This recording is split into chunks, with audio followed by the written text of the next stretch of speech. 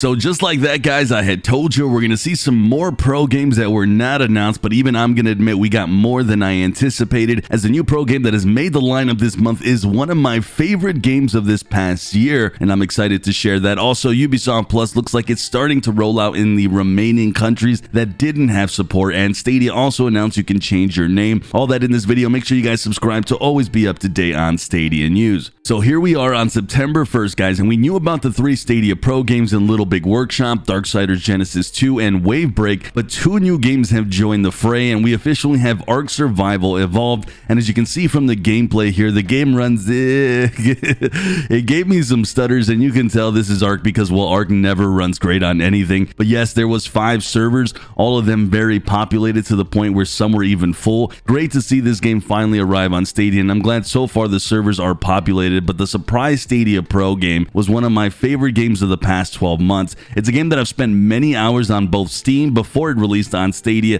and I've also had a chance to play it on Stadia as well quite a bit. That is Legend of Keepers. And guys, really, I can't rave enough about this game. I have close to 70 hours total on this. It's a game about you running a dungeon with monsters as the dungeon boss yourself, but you're killing the heroes trying to take the loot. You're paid by a company to keep it safe. It's a really quirky idea, but the game has a ton of strategy, lots of replayability, and it's just plain fun creating your own little group of monsters that you recruit, you level up, including yourself. So again, guys, check out this if you haven't already. Give this game some love. With that, guys, this month has now turned into my opinion one of the best Stadia Pro months of the year, and I really couldn't rave enough on the job Stadia has done getting yet another month with 5 games. They're really starting to add up, and now this equals over 100 games on Stadia Pro that have been released since Stadia came out. So if you guys have been a founder and you've never bought a Stadia game, you have 100 games in total just with Stadia Pro. So that's one heck of a milestone and really something to celebrate. So some good stuff, and go out there, guys, and enjoy these pro games. With that, guys, I wanted to touch on some news here quickly. It seems as though Ubisoft Plus is starting to roll out to the remaining countries. We have here an example from Italy that was mentioned on Reddit. I think we should be anticipating some more Ubisoft Plus games as well, from the new ones, of course, coming out next month, then the old ones that were announced not long ago, as well as really this potential final expansion to the rest of the Stadia countries that don't have the service just yet. And we'll, of course, guys, keep an eye out for that official confirmation, but good to see. And finally, guys, if you guys want to change your Stadia name, that is now possible. The Stadia team posted on Reddit the full instructions.